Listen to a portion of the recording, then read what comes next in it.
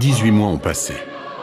L'aspiration unitaire est plus forte que jamais et le fascisme toujours aussi menaçant en Europe. Le 14 juillet 1935, de la Bastille à la Nation, la gauche, réunie dans un grand rassemblement de ce que l'on appelle déjà le Front populaire, réussit une démonstration de force inégalée. C'est clair, c'est formel, c'est impératif. Les ouvriers veulent l'unité, reconnaît Maurice Thorez. Socialistes et communistes reprennent langue et cessent leurs invectives. C'est dorénavant unis qu'ils se présenteront devant le peuple. Ce 14 juillet 1935, l'espoir populaire est immense. Toute la gauche est là, rassemblée, aux portes du pouvoir.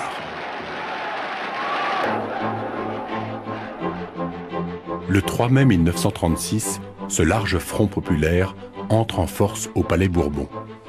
Dans la discipline républicaine, l'union électorale permet à la gauche d'emporter plus de 60% des sièges. La progression des communistes est spectaculaire. Ils sortent de leur isolement, tandis que les radicaux cèdent du terrain. Les socialistes sont maintenant la première formation de la nouvelle majorité. C'est donc à Léon Blum que revient la charge de former le gouvernement. Enfin, les difficultés commencent. L'expérience du pouvoir est devenue inévitable. Fois légalement, il lui faut attendre 1 mois avant de prendre ses fonctions. La Constitution en a décidé ainsi. L'électorat ouvrier s'impatiente. Baisse des salaires, chômage en hausse, la crise les frappe cruellement. Un prodigieux mouvement social submerge alors le pays. Dès le 14 mai, les métallurgistes parisiens se mettent en grève. Une grève immense qui va bientôt gagner la France entière et presque spontanément s'étendre à de nombreux corps de métier. Les revendications se multiplient. L'ampleur de la déflagration surprend tout le monde, partis et syndicats. Le patronat est terrorisé. Non contents d'arrêter le travail, les ouvriers occupent les entreprises, constituent des comités de grève, organisent des bals et des banquets dans les usines. Et c'est au son de l'accordéon que l'on attend fiévreusement la formation du nouveau gouvernement d'Union populaire.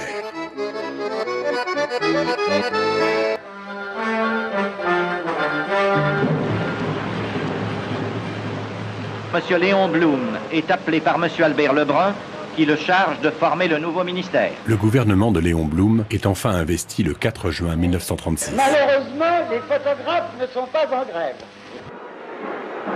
De l'extérieur, les communistes exerceront ce qu'ils aiment appeler un ministère des masses. Quant aux socialistes, ils oublient leurs divergences en ce beau mois de juin. Et toutes tendances confondues se retrouvent derrière Léon Blum.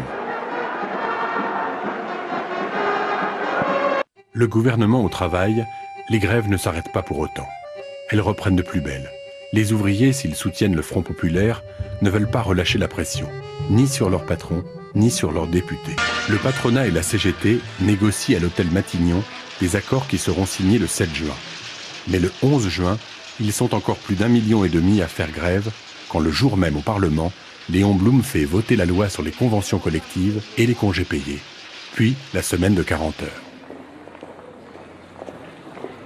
Petit à petit, les grévistes vont reprendre le travail et partir en vacances.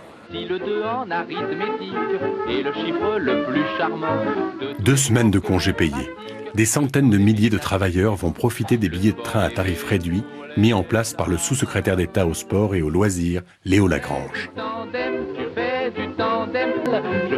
Même si la semaine de 40 heures attendra 30 années avant d'être réellement appliquée, en l'espace de 2 mois, le Front populaire a rempli l'essentiel de ses engagements sociaux. Les réformes révolutionnent le quotidien, c'est l'embellie.